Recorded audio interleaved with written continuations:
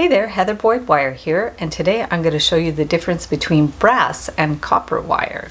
So here's some of the wires I use for my work. This is the brass, and these are the copper. They come in many colors, including like a basic copper color, and I like them because they are actually tarnish resistant, which is great. There's a little plastic coating on them so they won't tarnish.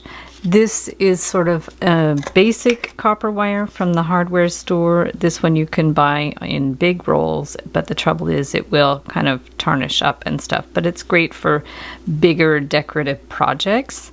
And the other fun thing I found in my stuff was I had these like metal pieces that I actually don't ever really use. They were given to me by a friend, but you'll see they'll start to oxidize after a while. These are probably 30 years old, but this is the difference between the copper and the brass little findings and stuff for jewelry. So these are kind of cool too. So let's just go through and I'll show you like the differences and stuff. So here's the brass. And the brass is really, it's harder, it's more durable and resistant, and it's nice because it looks like more like gold. This is more of a yellowy brass, and this one is a little bit of a warmer color.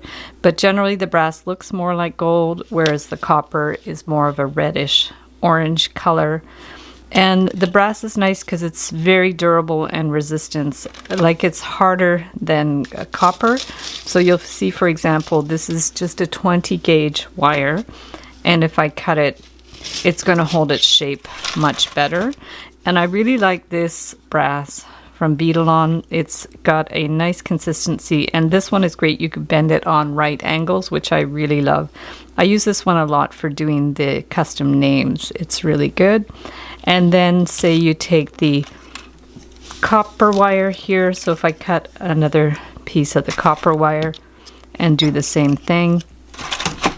So if you just bend it like on a right angle, you'll see it's more of a soft curve there. So yeah, the copper is definitely like super soft. It's really fun to work with, whereas the brass is just a little bit harder and stuff. You could still make curves, but you could definitely make more right angles, and it's going to hold its shape better. So the brass will hold its shape better than the copper, which is more soft. So here's a thicker gauge of the brass, and you'll see it's quite a bit harder. So we'll cut a piece, you can hear it snap when you cut it.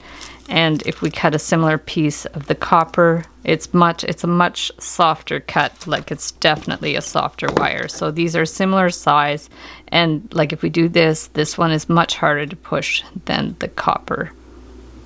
So I find the copper much easier to make spiral kind of shapes. Great for those chaos beads that I like to make. You can just start it and then work with your fingers a lot. It's a really nice, soft, flexible wire.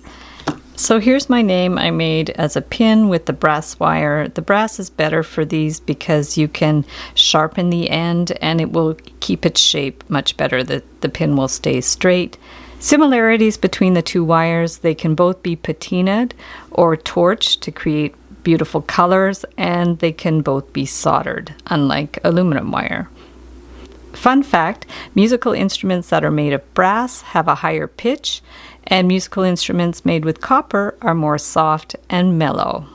So thanks so much for watching the video. Give it a big thumbs up if you liked it. Be sure to subscribe to my channel for lots more wire art and jewelry making videos. Hit the notification bell to be notified when I go live and when I post new videos. And if you'd like to share photos of your wire work, be sure to join the Wire Art and Jewelry Makers Club on Facebook. I'll link it up below. And if you'd like to check out my wire work on Etsy, my husband and I specialize in wedding cake toppers and funky jewelry. I also have a mailing list, so I'll link that up below, and I'll send you my free Wire Art Essentials ebook. So thanks so much for watching, and we'll see you the next time.